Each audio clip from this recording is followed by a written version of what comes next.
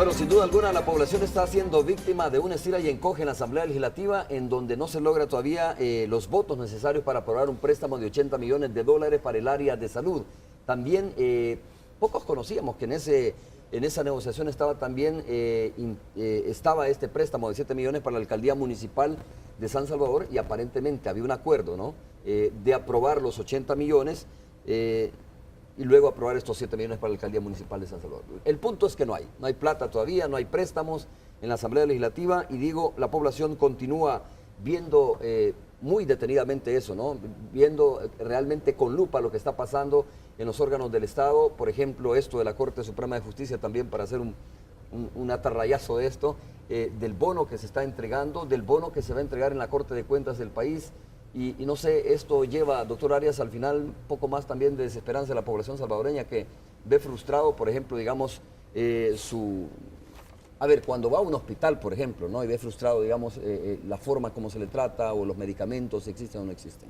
Bueno, mira, yo creo que el trato que le ha dado Arena al préstamo de salud es un trato totalmente político, sin importarle la situación de la salud en el país. Yo creo que por más que ellos digan discursos y todo, es una realidad objetiva, concreta, que la población la vive como tú lo estás diciendo. Ahora a mí me parece más grave todavía que lo que hay es un chantaje, porque para mí es un chantaje el que está haciendo Arena. El decirle, te apruebo la salud, pero dame 7 millones para mi alcalde, porque tiene no sé cuántos proyectos que hacer y porque va a entrar en campaña.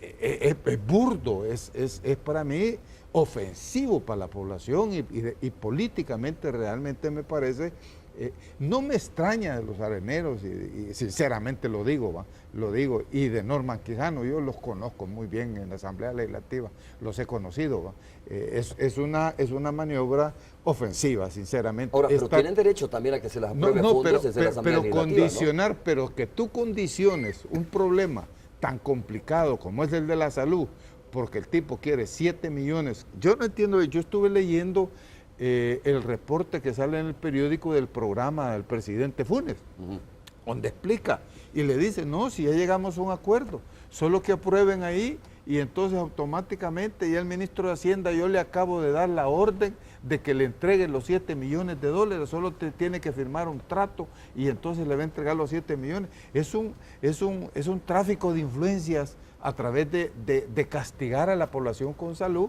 únicamente porque realmente el alcalde está pidiendo 7 millones que sin duda está entrando, él está pensando en su proceso electoral, no en la salud de la población. Y eso sí me parece que es una falta de ética, de responsabilidad con la población. Para mí realmente es lo más burdo que yo he visto en los últimos tiempos en términos de maniobra, de jugar con una cosa tan sensible la población con la salud por un manejo de 7 millones de dólares. Roberto, que muchos no les ha de extrañar, digo, sobre todo conociendo la forma como se manejan las cosas en la Asamblea Legislativa.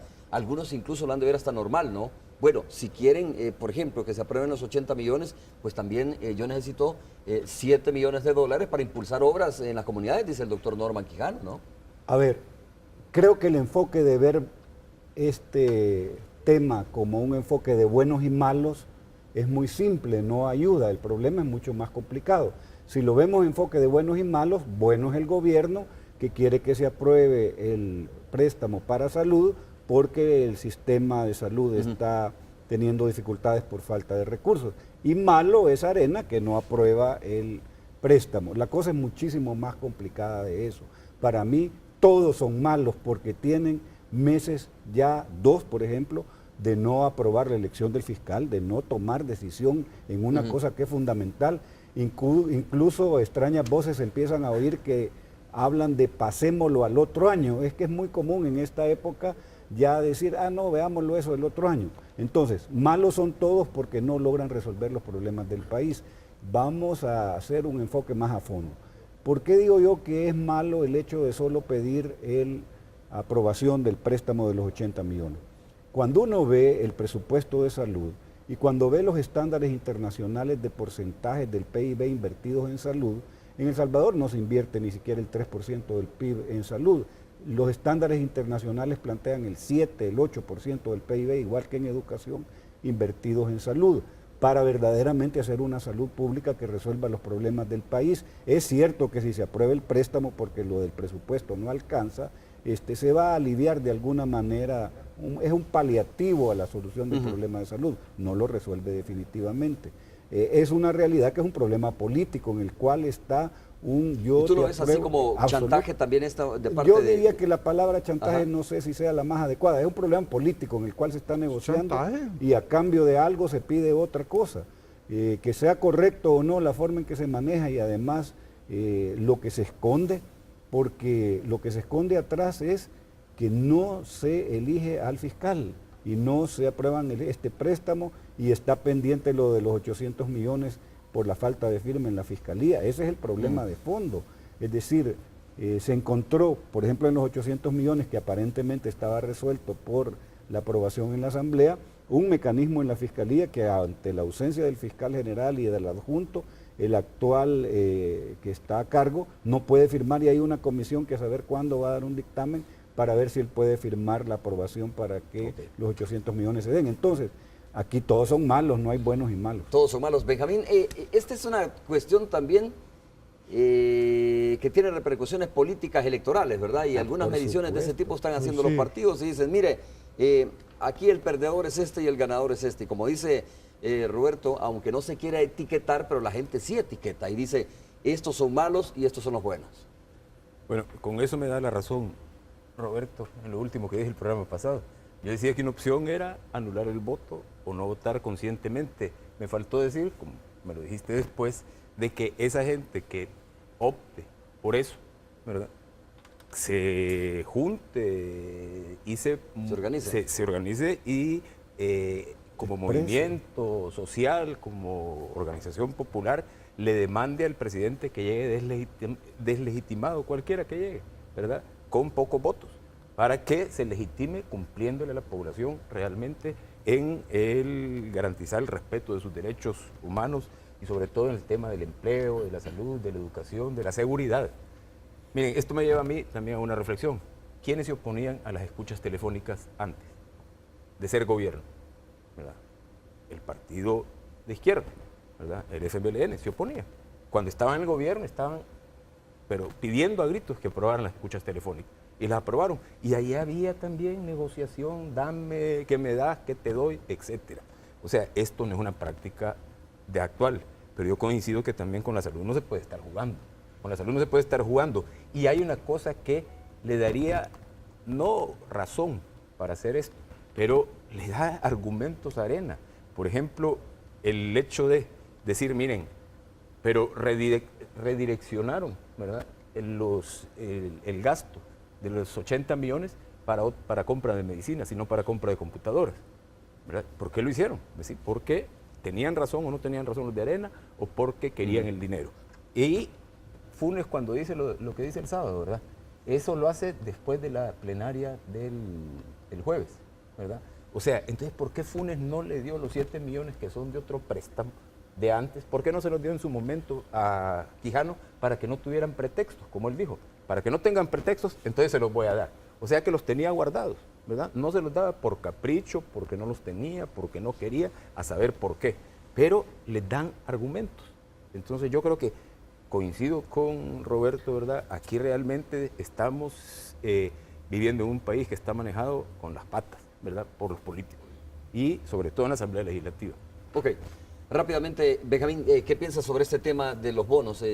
Yo sé que hay más que decir sobre este tema de los préstamos, pero queda poco tiempo, ¿no? ¿Tienen razón estos empleados? ¿Tienen derecho los empleados del sistema judicial y de la Corte de Cuentas de hablar también, del bono, ¿no?, que se les pretende otorgar? Antes yo quiero decir rápidamente de que al fiscal en funciones, Ovidio Portillo, que estuvo grave, realmente, por ahí insinuaron Funes de que estaba cometiendo delito, ¿verdad? Si el hombre está grave, y una diputada dijo de que tal vez era truco lo que estaban haciendo para no aprobar la fiscalía, para no firmar la fiscalía de los bonos. El hombre se está recuperando ahorita, tuvo una trombosis en una pierna, ¿verdad? Realmente estuvo grave. Yo porque yo me he comunicado con él, sé lo que tuvo, sé lo que pasó. Con los bonos de la Asamblea Legislativa, fíjense que paradójico, de la Corte de Cuentas y la Corte Suprema de Justicia, fíjense que paradójico. O sea, en las cortes que deberían de dar el ejemplo de cómo gobernar bien, de ser equitativos, de ser transparentes, ¿verdad? O sea, se da esto. Y se da esto en el marco de un ambiente político en el cual se pagan favores, ¿verdad? Se hacen y se pagan favores. Yo creo que los argumentos que ha dado Sánchez Trejo, el presidente de la Corte Suprema de Justicia, no ha hablado, pero Sánchez Trejo de la Corte de Cuentas no responde en nada a lo transparente, la transparencia que vivimos en estos tiempos, ¿verdad? Dorados. Dijo que no es nada nuevo, ¿no? Que este bono se viene otorgando año con año y dice que está aplicando la austeridad al no permitir aumentos en los salarios. Esas son las palabras de él. Bueno, aquí hay que ubicar el contexto. Vivimos en un periodo de crisis. Hay un problema en que los ingresos que recibe el Estado no son suficientes y se gasta más de lo que se recibe en conceptos de recaudación fiscal, por ejemplo. Entonces la palabra clave es austeridad. Debería de ser la aplicación de esta palabra, pero una política de austeridad de verdad, que debe tener elementos simbólicos en los cuales los ejemplos de los más altos funcionarios del gobierno deben de estar, ya lo dije yo en este programa, en Francia, en Honduras, hay planteamientos que arrastran en términos de ejemplo, es que decreten que para el año siguiente se van a rebajar por decisión propia el 30% de su salario. Esa es una señal contundente, poderosa, en términos de que los funcionarios más altos del gobierno hablan de austeridad de verdad y motivan a que efectivamente la política pública de austeridad se dé. Los bonos, nadie discute que los trabajadores tienen necesidades y que esto podría ser otro paliativo a su problema de necesidad económica, pero el punto es que no hay recursos, y cuando no hay recursos, destinarlos a este tipo de prebendas o alguna actividad de favorecer a los trabajadores, choca con la enorme necesidad de un país en el cual se está vendiendo que los 80 millones van a resolver el problema de salud, cuando no es cierto. El problema de salud no se va a resolver con ese préstamo, porque las necesidades de salud son muchísimo mayores que el préstamo, entonces también no hay que perderse. Entonces aquí lo que hay que hacer es una política de austeridad en el manejo de los recursos públicos de verdad, pero también buscar del otro lado, que es el que no se toca con frecuencia, que es del lado del ingreso. No es posible pensar que se va a sacar adelante el país solo con políticas de disminución del gasto, y esto lleva a la fiscalidad, lleva a plantear directamente el problema de la manera en que se pueda diseñar una política fiscal progresiva, en la que el principio fundamental es que los que tengan más ingresos y tengan más riqueza proporcionalmente paguen más impuestos. Doctor, esa es la verdadera realidad. Mira, yo creo que primero yo estoy hablando con un trabajador de la Corte Suprema de Justicia, y la realidad es que como trabajadores ellos, esto es como un aguinaldo, un bono, la situación de ingresos de la mayoría, de la inmensa mayoría de los trabajadores públicos no es una situación bonancible. Entonces, decir que el problema del bono y la austeridad, llevarle la austeridad a los trabajadores cuando a la par, en este gobierno la política económica está con un servicio de la deuda que es el verdadero gasto más oneroso de este país, de más de $1.000 millones, o el otro gasto oneroso de este Estado, que es las elusiones fiscales de los millonarios de este país, que es el verdadero problema. Entonces a mí cuando meterme yo a decir que el problema del bono es el problema que va a resolver, para mí eso es secundario, sinceramente lo digo. Que no hayan abusos está claro, debe de haberlo, debe haber cierta austeridad en el sentido de no tener bonos que sobrepasen. Por ejemplo, imagínate un bono de $5.000. Por eso te digo, un bono, creo, de $5.000, que creo que no lo necesita esa persona, que es el presidente de la institución. Bueno, yo creo que eso debe de corregirse, estamos claros, pero te digo, pero no nos quedemos en la discusión que son los bonos de los que van a recibir ahí el problema de este país. Yo creo que es importante, porque entonces eso se vuelve un manejo político. Ahorita dice, no, ya vieron, es que este gobierno está dilapidando el dinero, pero no es ese el problema de este gobierno en el área económica, es que no está atacando los problemas de fondo de este país en cuanto a la crisis que tiene el Estado, que son los dos factores que yo he dicho, ¿verdad? El problema, o sea, según el dato que yo tengo, Este año se están pagando 953 millones de dólares de servicio en la deuda, y la deuda ya la pagamos 5 veces.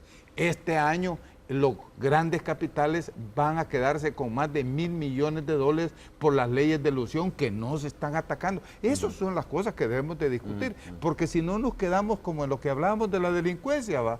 Nos quedamos en las ramas y no vemos los problemas de fondo de este país que requiere decisiones. Una cosa, Pero otra vez, buenos y malos. No es de buenos, esta sociedad es de clases. Por eso, no es de bueno y malo, es de clases. Claro, lo que estoy diciendo yo es el manejo que se El manejo hace. político. El manejo político mediático es malo es la Corte Suprema de Justicia, mala es la Corte de Cuentas que autoriza bonos navideños. Buenos son los que no permiten eso. Entonces, esa dinámica no es correcta, no corresponde a la realidad. A eso me refiero. Bueno, vamos a tiene hacer razón, una tiene cosa. razón. Aquí en esta mesa no hemos dicho de que el problema sean los bonos. Hemos dicho de que cómo se ocupan los bonos. Sí, no, para yo pagar o hacer por eso favores. le di contexto, Sí, ¿me entendés? correcto. Hay que darle contexto. Y el otro problema, y con esto termino, es la equidad, porque se les da a unos, ¿verdad? No y el se les da a resto no otros. se les da a trabajadores Que también ganan trabajan de igual manera, ¿no? de igual, Entonces, o menos, Entonces, claro, si vos decís, si a alguien le van a dar $5,000, pues bueno, mira, dale la mitad, pues vaya. No, eso de los $5,000 es sinvergüenza. por decir una Porque cosa. ni lo necesitan, es una persona que esté, Sí, no, es que sinvergüenza. esté, digamos, en una condición económica delicada, ¿no? Por eso, pero la realidad que generalizar, a mí se me acercó el trabajador y me dijo, mire doctor, cuando usted hable, diga, si es que nosotros estamos fregados, si el Sí, que salario... eso nadie discute, Entonces no es el tema, va. Yo Bueno, creo que por vamos- eso era importante darle sí, vamos a contexto. hacer la pausa comercial correspondiente. Cuando regresemos, la obra más importante, una de las obras más importantes durante esta administración, sin duda va a ser el Boulevard Monseñor Óscar Romero. Pero no se puede olvidar también que detrás de eso hay una gran cantidad de plata que no se sabe dónde ha ido a parar. Es la obra más grande, pero también la obra que está más pintada con la corrupción. Ya sé.